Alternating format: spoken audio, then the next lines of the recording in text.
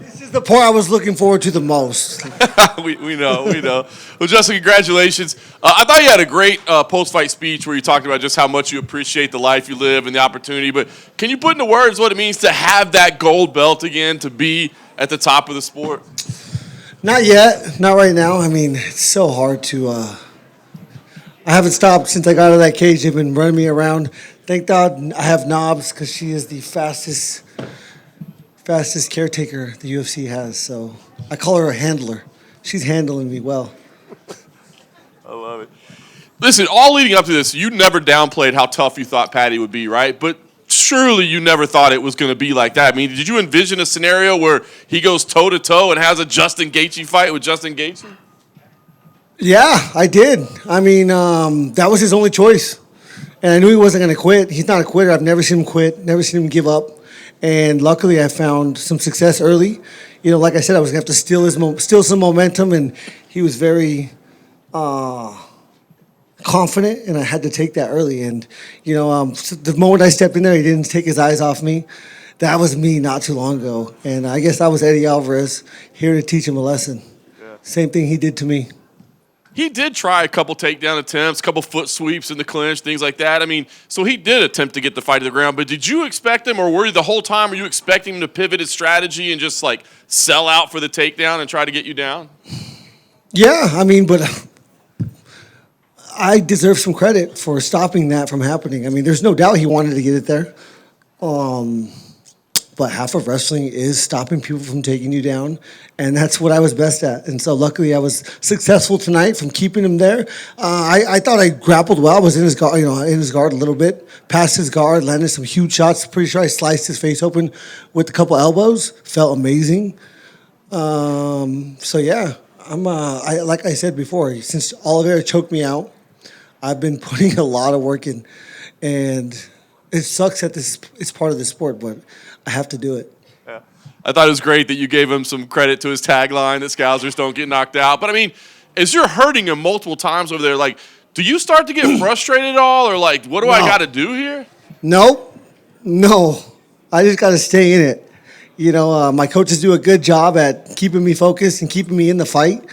But I've been here. I've done it too many times to try to think that it's over or he's quitting. I knew, I could feel it. This guy was trying to hurt me the whole time. And if I took my foot off the pedal for a second, he was on my ass. And he did a good job up to the last second. I really wanted to finish him, but I loved teaching him a lot. He said my face was not going to look the same after the fight, and his would look the exact same. So as soon as it was over, I was like, well, look at your face, motherfucker.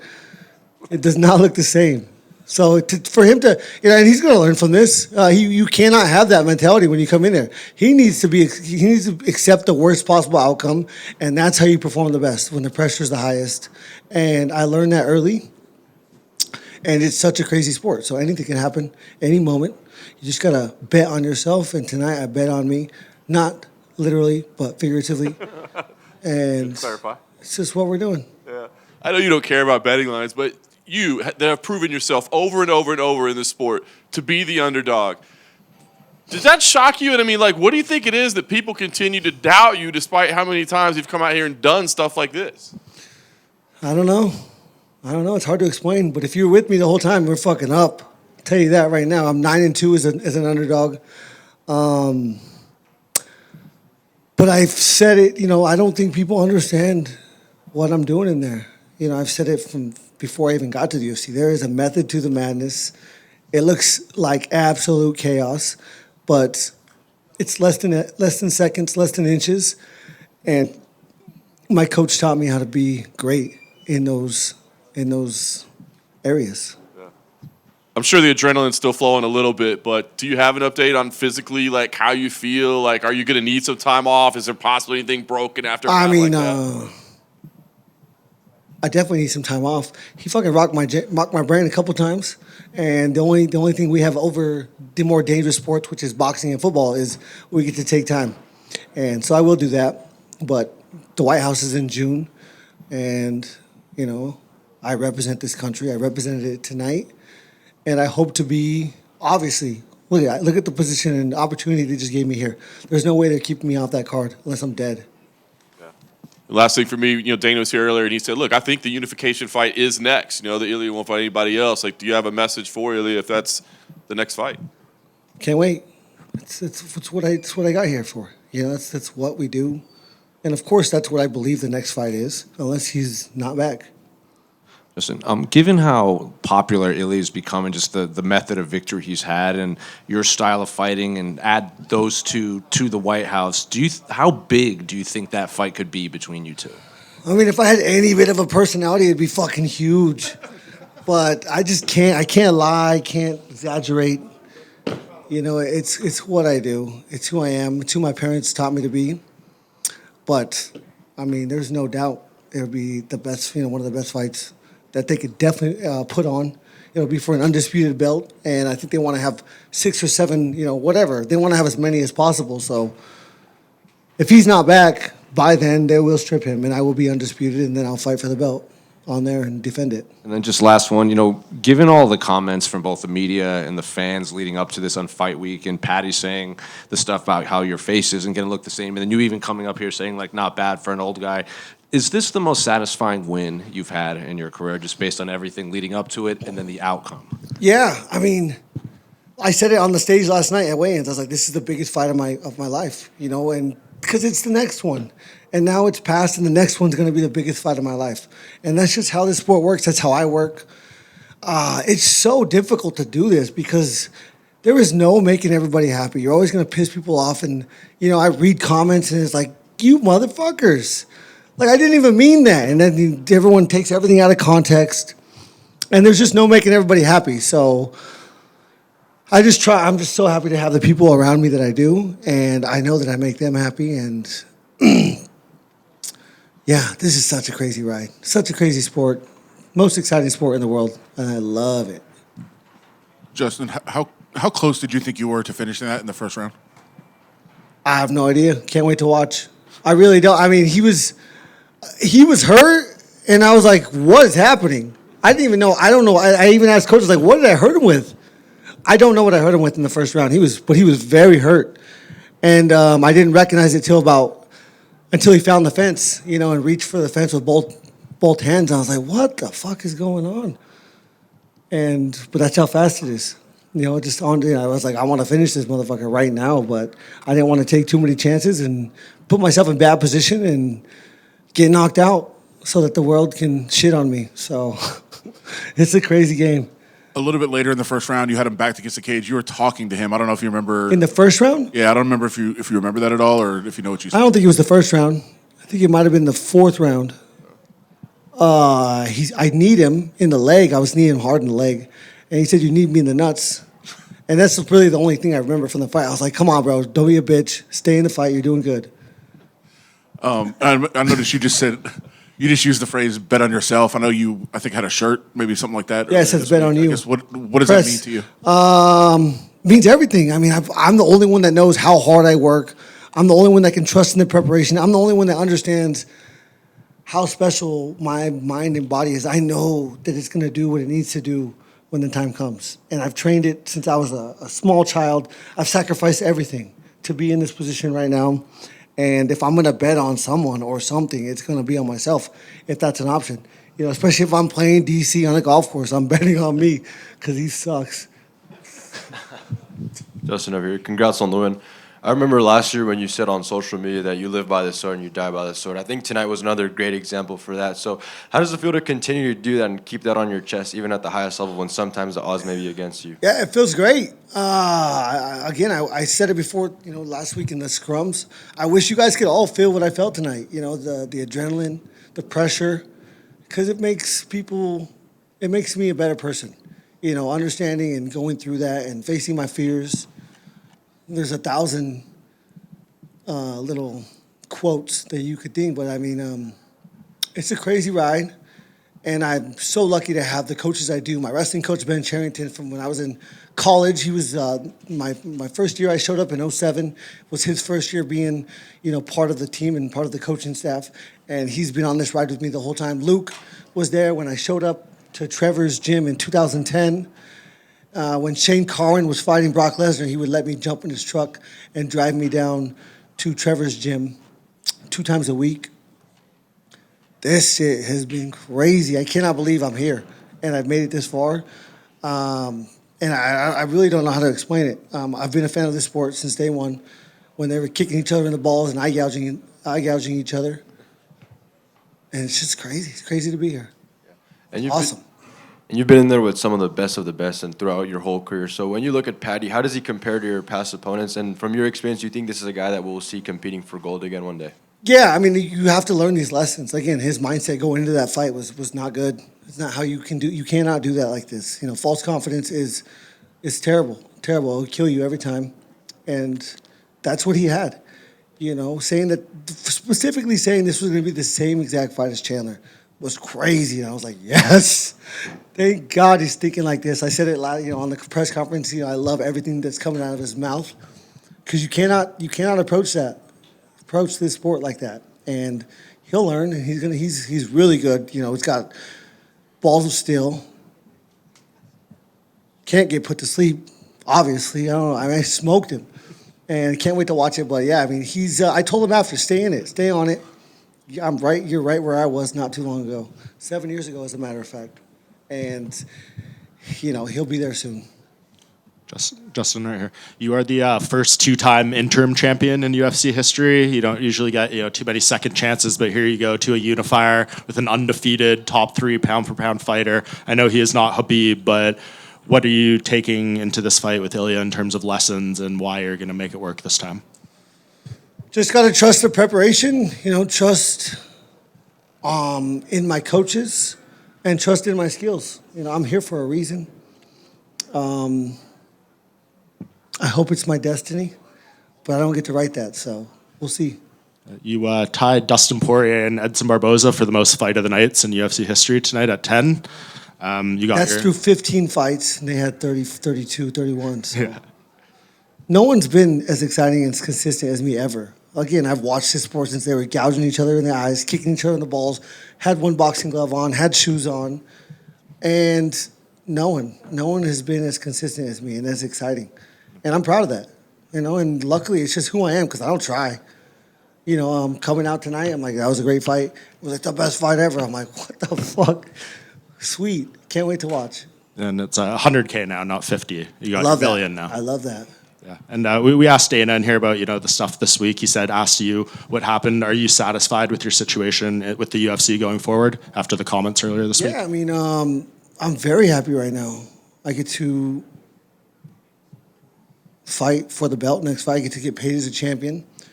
And, hopefully I have a good manager and he'll renegotiate my contract. So, yeah, I'm very happy. It's better than losing tonight. I would not have that. You had a lot of success with that front headlock cradle position in this fight. I told him in the locker room, I was like, I'm going to be in this position as much as possible because it's perfect. Even if it's north-south when he's on his back, I love being in that position. They can't wrap their legs around me. There's no submissions they can get from there. And I can still punch them. I was landing some big shots there, too. I did it on Fiziev, did it on Chandler. I love being in that position. That's wrestling. I don't think you threw a leg kick till the 4th round. Was that by design? Yeah. Yeah, I wasn't, the only reason Fiziev took me down in the first round is because he caught my kicks, and I wasn't going to allow Paddy to get an easy takedown. And he was chopping my leg up. It was coach's plan. He's like, I don't want to see kicks till 3rd round, 3rd, 4th round, until you have him moving backwards. If he's moving backwards, you can kick him. And yeah, it was a great plan. Congrats, Justin. Thank you. Just right there, congrats of this huge achievement. How important is for you to represent your country? And if we put on the side the BMF title, to be the only man champion as an American in the UFC? Very proud. I mean, honestly, what an experience, this life. I'm so happy to be from this country. I come from 2 hours east.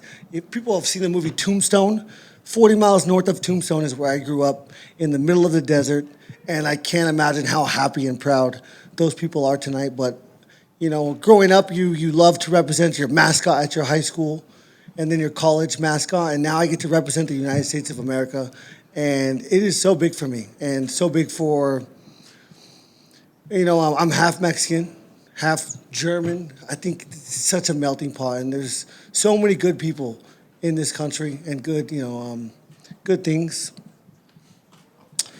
And I love being I love being from here. I love representing. I love the fans that get behind me. They're just so. It's just very hard. Like if there was, if we're in France and there's a French guy, they're all behind him. You know, I was getting booed tonight, and it's fucking crazy. I'm like, you son of a bitches. Like, I'm from this country, so it's so hard to represent this country because everyone is from somewhere, you know, and their heritage. But you know, I'm from here. I was born in Tucson, and I love representing this country. It's huge. And last one for me, you're talking about France. There is a huge bout next week between BSD and Dan Hooker. Can you give me your prediction on this fight for the French audience? Ooh, I have no idea. I had Fares Ziam working with me this whole camp, and he'll be fighting these guys very soon. He's very skilled, very hungry, and he was with me for 6 weeks, the whole camp, 7 weeks, 7 weeks. Won't take my money. Paid for everything himself. What an amazing dude. And yeah, he'll be there soon. Thank you very much, guys. Hey, Sean back here. Sorry, Justin back here. Congratulations. I don't Justin. have purple hair. Sorry, was editing. Justin, congratulations. One of the stats, being over 35 and winning a UFC title fight. Obviously, the record isn't in favor of athletes at that mark. At any point, me and Volkanovski, and there has to be heavyweights. They fight forever. I did want to ask this, like, at any point during camp, does that kind of creep into your mind? Like, is this going to be the night? Maybe I feel slower, maybe they feel faster, or how do you combat that at any time? I mean, I tell myself the whole time they're going to be faster, better, stronger, so that I can work. And then I just put the preparation in, trust the process. But I will be done when I feel like my younger self would whoop my ass now. And we're not there. You know, the skills that I've gained working with my coaches over the years, the experience, those are huge factors. And I know I'm 37, but I don't feel 37. I feel great. I feel amazing. I wish I would have knocked him out. So probably lucky I didn't, because I would have done a backflip off the cage. And after those kicks, it would not have been smart. But yeah, I can, I feel great. I feel amazing. Who knows? Going back to last year, it always seemed to be neck and neck. It was either going to be you, Paddy, or Armin fighting Ilia. Then obviously the news, Ilia wasn't going to fight early this year. At any point, was it frustrating or just difficult to get that motivation, because it kind of felt like you were right there and now you have to win one more after already going through all the battles? Was that ever difficult to have to get up for one more challenge before that opportunity? No. I mean, I wanted it to be for a championship. This makes me a champion on paper with the UFC, so I'm very proud of what I accomplished tonight. I'm proud of the opportunity that it's gained me to fight a guy like Ilia. And this is everything I've ever wanted, this chance to write in my last chapter. Congrats. It's going to be special. Hey, Justin, I hope it hasn't been asked before, but Dustin Poirier and Khabib posted messages congratulating you, and Dustin said one more for the legends, and Khabib Nurmagomedov said you have all his congratulations, you're legendary.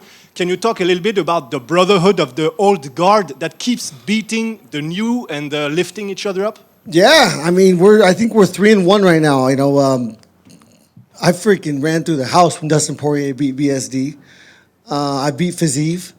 And I just beat Paddy. And Topuria took out Holloway. So I think we're 3-1 right now. I'm very proud of that. I was these young kids. It was not that long ago that everybody I fought was older than me. And now I will never fight someone older than me again. And it happened so fast. And, I mean, you just got to, for all the kids that are thinking about doing this, you got to enjoy the process, because it goes so fast. And it's such an amazing ride. Obviously, time goes by fast when you're having fun. And so it's been such a great ride. Justin over here, how special is it to share this moment with Kamaru Usman? His whole family's here with you, and you guys have trained together, been through ups and downs. Like, how special is this moment? No, it's great. I had 4 teammates in the building. Corey Sandhagen was here, Carrington Banks was here, Archie Colgan was here, and Kamaru Usman was here. And those are 4 guys that I've put in so much work, blood, sweat, their tears. But